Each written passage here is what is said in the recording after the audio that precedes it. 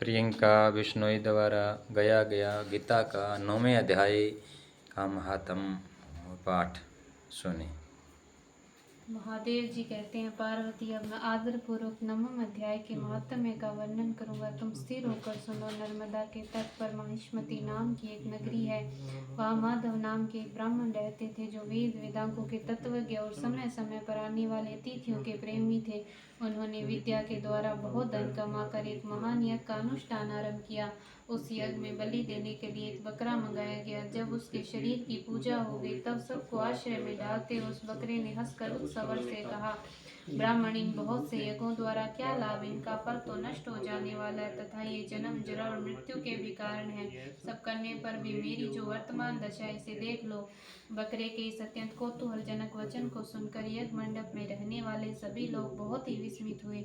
तब यजमान ब्राह्मण हाथ जोड़ अपलक नेत्रों से देखते हुए बकरे को प्रणाम करके श्रद्धा और आदर के साथ पूछने लगे।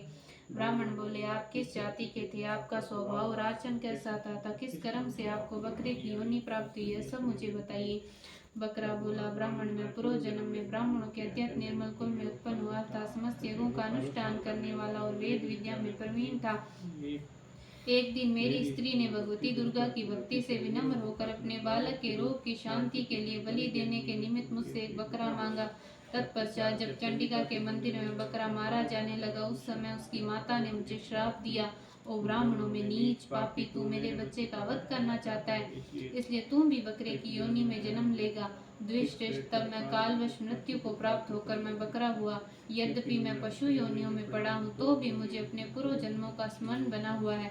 ब्राह्मण, यदि आपको सुनने की उत्कंठा हो तो मैं एक और भी आश्चर्य की बात बताता हूँ। कुरुक्षेत्र नाम का एक नगर है जो मोक्ष प्रदान करने वाला है। वहाँ चंद्र शर्मा नामक सूर्यवंशी राजा राज्य करते थे। एक समय जबकि सूर्य ग्रहण लगा था, राजा ने बड़ी श्रद्धा के साथ काल पुरुष का दान करने की तैयारी की।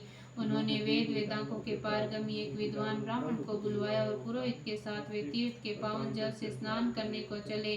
तीर्थ के पास पहुंचकर राजा ने स्नान किया और 2 वस्त्र धारण किए। फिर पवित्र एवं प्रसन्नचित होकर श्वेत चंदन लगाया और बगल में खड़े हुए पुरोहित का हाथ पकड़कर तत्कालोचित मनुष्यों से घिरे हुए अपने स्थान पर लौट आए। आने पर राजा ने यथोचित विधि से भक्ति पूर्वक ब्राह्मण को काल पुरुष का दान किया। तब काल पुरुष का हृदय चीर कर उसमें से एक पापात्मा चंडाल प्रकट हुआ। फिर थोड़ी देर के बाद निंदा भी चंडालिका का रूप धारण करके निकली।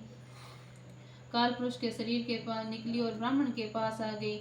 इस प्रकार चंडालों की वह जोड़ी आंखें लाल किए निकली और ब्राह्मण के शरीर में हठात प्रवेश करने लगी। ब्राह्मण मन ही मन गीता के 9वें अध्याय का जप करते थे और राजा चुपचाप यह सब कौतुक देखने लगे। ब्राह्मण के अंतकरण में भगवान गोविंद शयन करते थे, वे उन्हीं का ध्यान करने लगे। ब्राह्मण ने जब गीता के 9वें अध्याय का जप करते अपने आश्रयभूत भगवान का ध्यान किया, उस समय गीता के अक्षरों से प्रकट हुए विष्णु दूतों द्वारा पीड़ित होकर वे दोनों चंडाल भाग चले।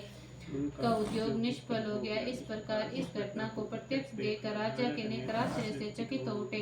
उन्होंने ब्राह्मण से पूछा, विप्रवर, इस महाभयंकर आपत्ति को आपने कैसे पार किया? आप किस मंत्र का जप तथा किस देवता का स्मरण कर रहे थे? वह पुरुष तथा वह स्त्री कौन थी? वे दोनों कैसे उपस्थित है? फिर वे शांत कैसे हो गए? यह सब मुझे बतलाइए। ब्राह्मण ने कहा, राजन, चंडाल का रूप धारण करके भयंकर पाप ही प्रकट हुआ था तथा वह स्त्री निंदा की साक्षात मूर्ति थी। मैं इन दोनों को ऐसा ही समझता हूँ। उस समय मैं गीता के 9वें अध्याय के मंत्रों की माला जपता था।